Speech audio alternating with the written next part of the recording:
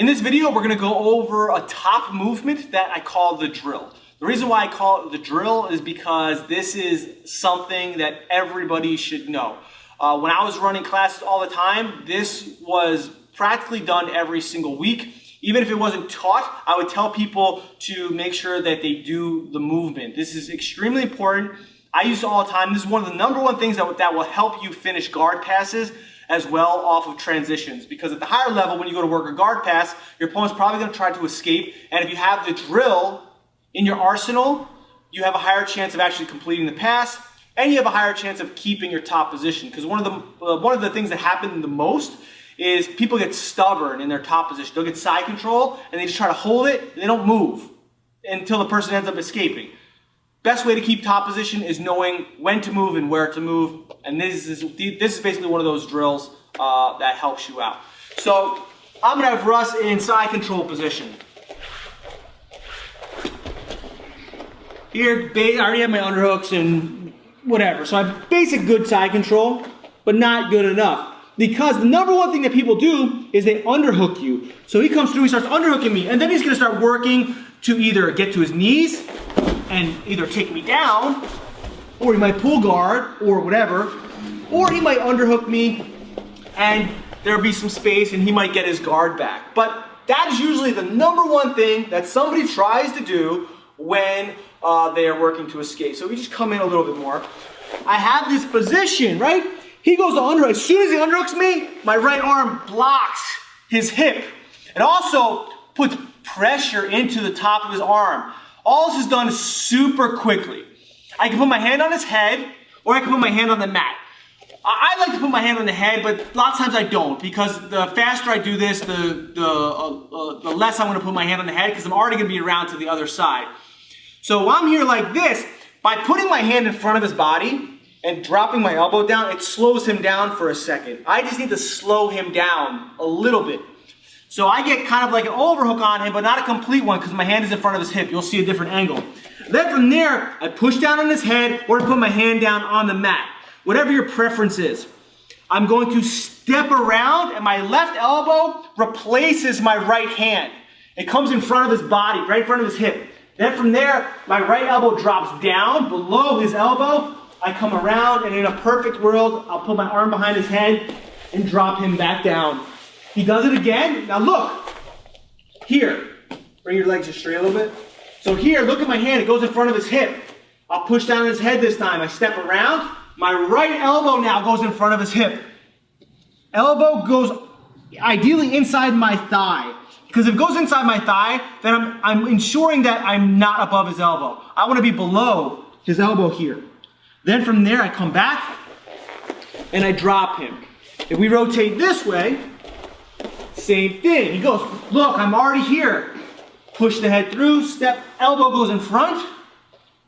Bring the elbow inside the leg. If he grabs my leg, I don't care. This is so strong here. I drive my leg back, put my hand in between my legs, drop down, and his grip will break. He goes again, boom, turn, elbow goes in front. If you notice there, this is a quick transition. I didn't get behind his head, but I dropped it to like a scarf hold position, which is equally as good. Sometimes I'll purposely clear my arm out, so then that way I can make him face away from me. So the drill, when you do this in training, before class, after class, or during class, depending, it's a continuous type of movement, back and forth. So he goes, I come through, boom, turning, boom, turning. There, see there, he was going to move, and before I even let him commit to his side, I decided to go to the other side because I felt like I was already losing it. Dropping my hips down onto him. It's very common for you or even myself to land like this. When I land like this, I drop my hips, my ribs right into his stomach area. I want to make him uncomfortable. It's a very, very strong position to do. So when we're here like this, if you notice that we were doing it a little bit fast, you want to know how to do this fast, because that's when it's going to happen the most. The person underhooks you, boom, you need to move. Fast, fast, fast. So when you drill this, start slow and then move fast, and then faster, and then faster. Some common things that might happen are, if we just kind of come back in a little bit, when he goes to turn, right, I might not do the drill fast enough and he ends up going to his knees. That's not a bad thing. Okay, it's not necessarily a bad thing. I may not have side control anymore, but I was able to redirect to a turtle position, and then ideally I'm already going to be attacking his neck. Or I'm going to be doing spiral rides, or I'm going to be trying to get my, my foot inside.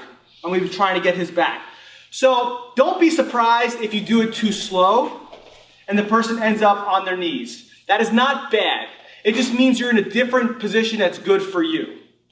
Because I would ideally prefer to attack his back. So if he does go to his knees and I get to the side there, good for me, because I like attacking the back, and that's something that I would prefer. If you don't prefer it, really focus on getting your arm underneath their head. You also have the option, when we're here, we'll do the other side. So I'm like this. He goes to do the escape. So he goes to escape. He keeps turning, right? Boom, I already slipped my leg in. The advantage you have is that because you understand that he can go to his knees, you have the ability to take advantage and take their back and basically attack before they're ready. With every single situation that you do on the regular, you want to understand the things that can happen afterwards. If you understand those things that can happen afterwards, then you have the ability to make better options if you don't get it perfect. So add this to your game. This is required learning, in my opinion. Regardless of the level, regardless of the person's size, everyone should know this. So practice this. If you have any questions or comments, post below.